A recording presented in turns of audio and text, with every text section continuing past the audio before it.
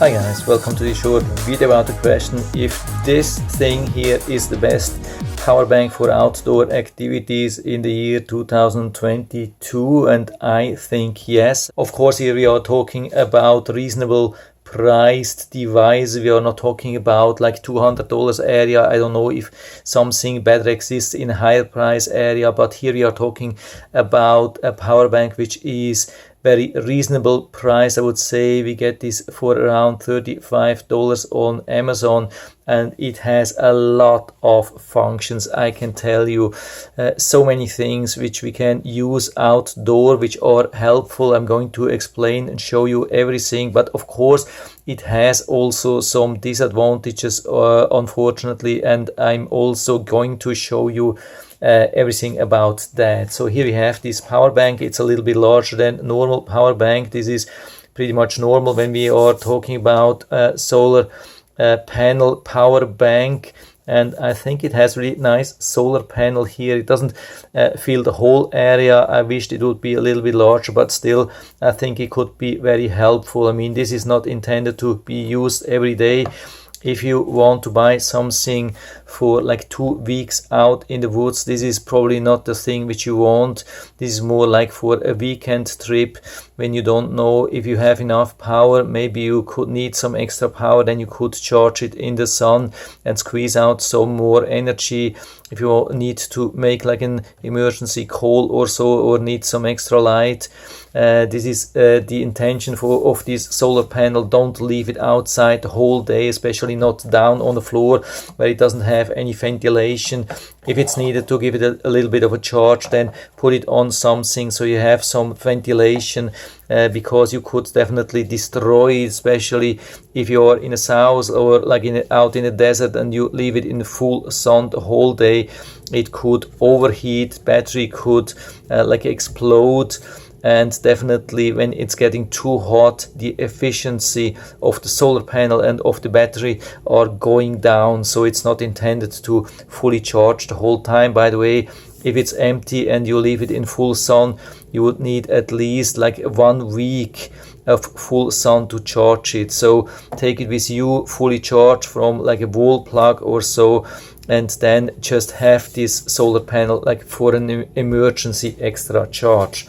As you can see, it's nicely protected everywhere all around. It's somehow waterproof. Can't remember exactly the IP rating, 66, something like that. Here we have even this opening with this hook here. By the way, we also get this little carabiner hook here, which could be helpful to hang it on your backpack and then have it a little bit charging. On this side we have the 3 openings. That's the USB-A standard output, but it's just normal output. It doesn't have like a quick charge or PD. Here we have the USB-C as an input and output, and also not PD.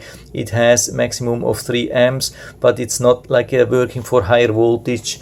No PD, no QC support. Here we have micro USB input, and we have a lot more here.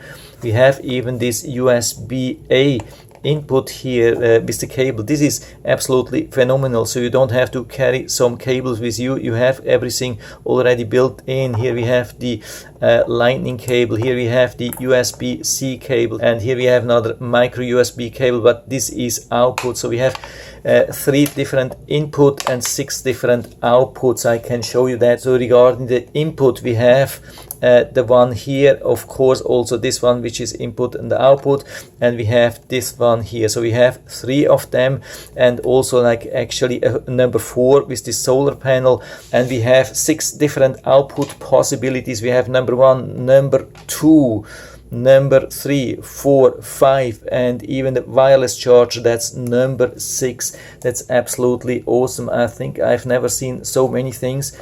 And what I can tell you, this is pretty strong. This is very helpful. I've already tested this with my rugged outdoor phone, even with this case here, and it has been charging. This is phenomenal for such kind of power banks. There are a lot of power banks which cannot charge my phone. This one has been able to do that. Absolutely perfect. So I put these things here back so they are nicely stored. Then what we have here is also these LED lights. When I push here on the side, there's just one button here. When I push it, you can see the charging level. So you can see it shows just one blinking blue light, means that's pretty much empty. Actually, we have 4 of them. Every one of these 4 LEDs represents 25% charge. So we have 25, 50, 75, 100. Now it's empty. What we have also is this green light. Yeah, when I come a little bit closer with this artificial light, I hope you can see that we have a strong green light, and this means charging. Actually, I mean, of course it works also inside, but not so strong. For strong charge you need the full sun outside. So at the moment it's definitely totally empty. The good thing is when it's empty we can push here. I mean, there's just one button here, and then we get the indication of the charge. When you push, we get some power back even when it was fully discharged. That's not happening with a lot of power banks. No matter what you do, when they are fully discharged, they won't turn on again. And this can be a safety issue when you're out in the woods in the middle of the night. Your power bank is empty. You need like a last little bit of power for a little bit of light, or to make a phone call or so. This could be a total game changer if you can squeeze out some little bit of extra charge. So this is also a reason for my recommendation here. You can see that we get this little bit of extra power. Unfortunately, we can also see one of the biggest disadvantages of this power bank. I have measured the whole capacity. I have been charging it fully and then discharging it fully, and the capacity is only 11,000 and something milliamps. I think there's not much more, pretty much 11,000 or 55,000 milliwatt hours. In the description it was saying 36,000 milliamps and 133,000 or 133 watt hours. So it's not even half of that. Of course, they are usually talking about capacity inside, especially with the 36,000 milliamps. We have to convert it from 3.7 volts to 5 volts. And then there's also some conversion here inside, which produces some loss.